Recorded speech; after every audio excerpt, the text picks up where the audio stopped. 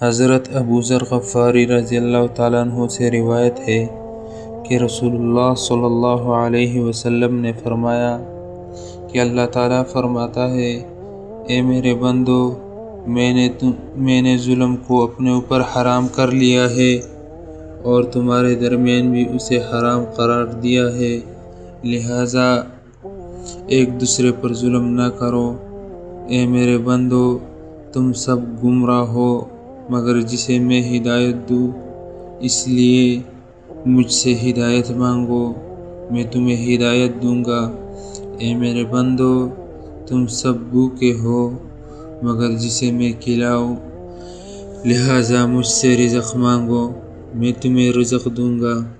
اے میرے بندو، تم سب ننگے ہو مگر جسے میں پہناؤں، لہٰذا مجھ سے لباس مانگو، میں تمہیں لباس عطا کروں گا۔ اے میرے بندو، تم رات دن گناہ کرتے ہو اور میں تمام گناہوں کو معاف کرتا ہوں، لہٰذا مجھ سے مغفرت مانگو، میں تمہیں بخش دوں گا۔ اے میرے بندو، اگر تمہارے پہلے اور پچھلے انسان اور جن سب سے زیادہ متقی شخص کے دل جیسے ہو جائے تو بھی میری بادشاہی میں کوئی اضافہ نہیں ہوگا، اور اگر تمہارے پہلے اور پچھلے انسان اور جن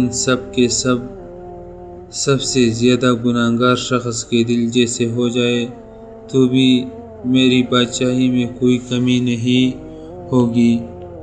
حوالہ صحیح مسلم۔